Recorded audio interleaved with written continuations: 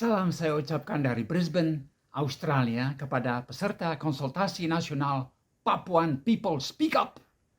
Terima kasih kepada Ibu Francina Yoteni atas undangannya. Maaf, saya harus hadir lewat layar begini. Tanya jawab mudah-mudahan pada lain kesempatan. Orang Marind tinggal di tengah proyek kelapa sawit raksasa bernama Merauke Integrated Food and Energy Estate, MIFE. Suatu hari mereka memperoleh peta wilayah Merauke dari Bappenas. Mereka kumpuli hutan tempat mengolah sagu sambil membicarakannya bersama. Peta penuh dengan segi-segi empat. Ada yang menunjukkan batas kabupaten, konsesi hutan, konsesi perkebunan sawit, penghilangan minyak sawit, daerah operasi militer. Di beberapa tempat terlihat petak putih kosong di antara segi empat itu. Di situ tertulis tanah terlantar. Oh, ini masih hutan alam, kata mereka. Ini hutan masih utuh, siap dibagi kepada perusahaan. Pohonnya dicensor, sisa dibakar, lalu ditanami sawit. Lebih dari 60 perusahaan disebut di pinggir peta. Kawasan lindung juga ada. Orang Marind bilang di sana kami tidak boleh masuk, dikuasai pemerintah. Geleng-geleng kepalalah mereka sambil membaca peta Bappenas bersama. Pada alam itu garis lurus tiada, kata Claudia. Adik Claudia bernama Benny bertambah, tak ada bergerak lurus. Lihat penerbangan burung tiap musim, lihat perjalanan kasuari, perjalanan ikan dan udang. Garis lurus itu hanya di jalan ada. Dalam ketentaraan ada, dalam perkebunan ada, tidak ada yang tumbuh dengan garis lurus kecuali kelapa sawit. Lalu mereka bertanya kepada peneliti yang menuliskan cerita ini, Sophie Chow. Sus, apakah kau dapat membuat peta ini hidup? Bingunglah Sophie Chow. Apa maksudnya bikin hidup peta? Lalu mereka ambil pena, menambah sendiri garis-garis baru untuk membuat peta hidup. Tanpa hidup peta tak ada gunanya, kata mereka. Ditambahlah garis menunjukkan setapak-setapak makhluk hidup. Banyak sekali macam tanaman dan binatang yang tiap musim melintasi hutan dan rawa daerah orang Marind. Semuanya menjadi kerabat. Titik merah menunjukkan sejarah. Tempat upacara perdamaian dulu. Tempat peperangan. Pemakaman pahlawan perang zaman dulu. Garis lain menunjukkan rute penerbangan burung yang mereka namakan tekle. Lengkap dengan tempat mereka burung itu istirahat, makan, berbiak. Rute ikan angli-angli diikuti rute penerbangan burung manhuk yang memakan ikan angli. Akar-akar pohon sagu antara rawa dan bakau dan seterusnya. Lama-lama garis-garis perbatasan kabupaten tertimbun garis baru, kata baru, panah, garis lingkung. Semua menunjukkan riwayat bersama manusia dengan binatang, tanaman, sungai, singkat kata dengan alam. Peta telah dibuat hidup. Buku Sophie Chow, peneliti Australia yang memuat cerita ini, menggambarkan bagaimana orang Marind menjadi manusia, yaitu melalui hubungan dengan tumbuhan dan binatang yang dianggapnya kerabat. Hubungan bersifat jasmani, bersifat emosional, ada yang bersifat material. Dalam kehidupan mereka, segala macam kehidupan itu saling tergantung. Manusia dan makhluk lain yang non-manusia. Pohon sagu di dalamnya bukan sebatang kayu, bukan sumber daya alam. Sagu itu punya perasaan, berbuat, berhubungan, memberi, menerima. Singkat kata, sagu menjadi sumber makna bagi kehidupan yang bahagia di tanah Marind. Namun tidak semua pohon di tanah Marind bersahabat seperti sagu. Kelapa sawit adalah pendatang baru, tidak ramah, tak punya cerita, tampak tidak berperasaan. Sawit datang bersama dengan tentara. dengan buruh dari luar, dengan bulldozer, dengan jalan lurus, kata mereka. Cerita orang Marin tentang pohon sagu berkembang menjadi sejarah kolonialisme, sejarah kapitalisme, rasisme, sejarah penuh dengan kekerasan, hubungan-hubungan yang dulu subur, basah, ramah, akrab, setara, kini banyak yang terputus. Sambil baca buku Sophie Chow, saya tiba-tiba jadi sadar. Situasi orang Marin yang terpinggir oleh pohon sawit mungkin tidak berbeda jauh dengan perjuangan umat manusia sekarang ini.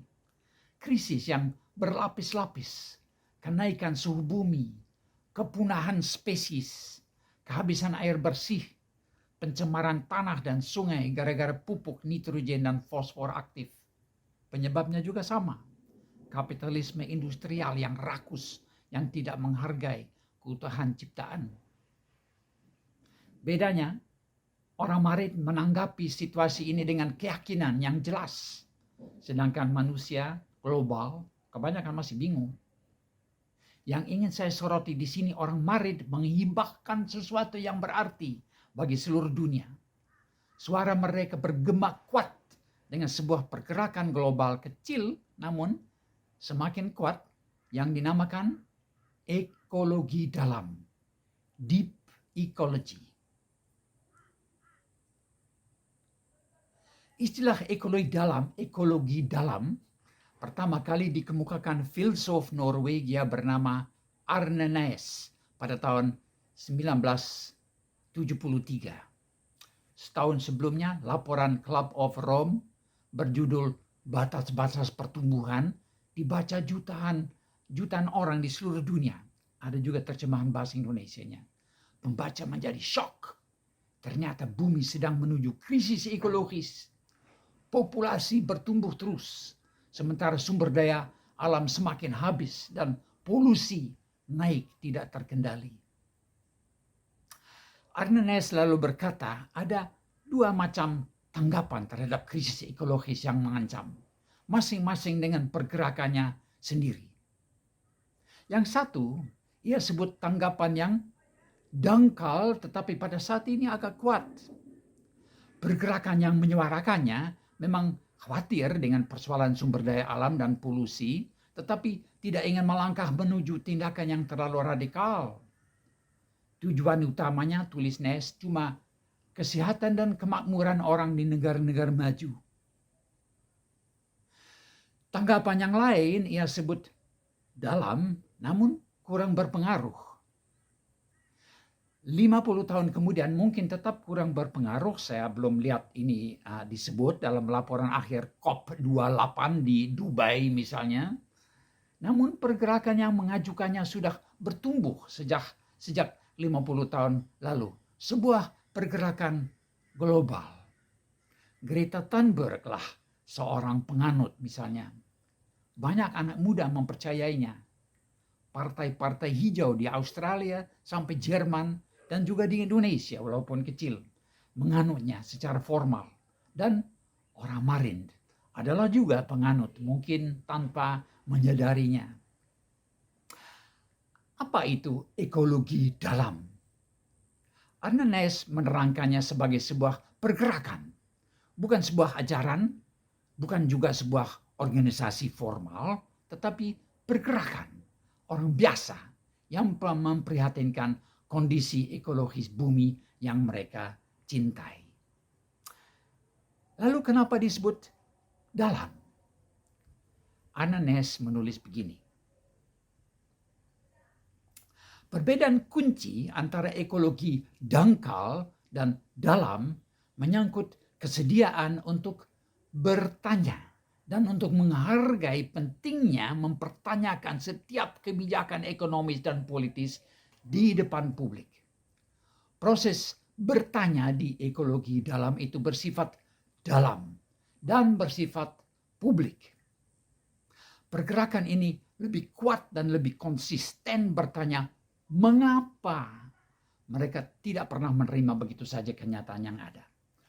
Pergerakan ekologi dalam berusaha mengklarifikasi masalahnya dengan bertanya tentang nilai, tentang prioritas, tentang filsafat, tentang agama. Dalam pergerakan dangkal, diskusi sudah mandek jauh hari sebelum mencapai tahap ini. Karena itu, pergerakan ekologi dalam adalah pergerakan ekologis yang bertanya secara lebih mendalam. Demikian tulis Arnanes. Berbeda dengan pakar administrasi publik atau pelaksana lapangan perusahaan sawit, penganut ekologi dalam tergerak oleh keyakinan yang bersifat normatif. Dan keyakinan itu mereka suarakan di depan umum. Dalam hal ini tidak banyak perbedaan antara filsafat dan agama yang mendasari pergerakan ekologi dalam. Mereka semuanya bersifat dalam, yaitu ingin melangkah lebih jauh daripada sekedar hal-hal keseharian, teknis atau ilmiah. Keyakinan normatif bisa bersifat filsafati, misalnya filsafat Spinoza, bisa juga bersifat religius. Banyak ajaran ekologis yang sekarang dikemukakan oleh penganut Buddhis, Islam, Katolik, dan Kristen. Mereka semua setuju dengan prinsip pertama pergerakan ekologi dalam yang sebagaimana pernah dirumuskan oleh pencetusnya. Kemakmuran dan kesuburan seluruh kehidupan di bumi, baik manusia maupun non-manusia, memiliki nilai intrinsik, yaitu nilai yang terkandung di dalam dirinya sendiri. Nilai-nilai ini tidak tergantung dari nilai guna dunia non-manusia bagi keperluan manusia. Begitulah prinsip pertama pergerakan ekologi dalam. Orang Marin jelas sekali menganut keyakinan itu. Bagi mereka, menghargai nilai intrinsik yang melekat pada segala sesuatu yang hidup itu adalah hal yang paling kentara, yang paling masuk di akal di dunia.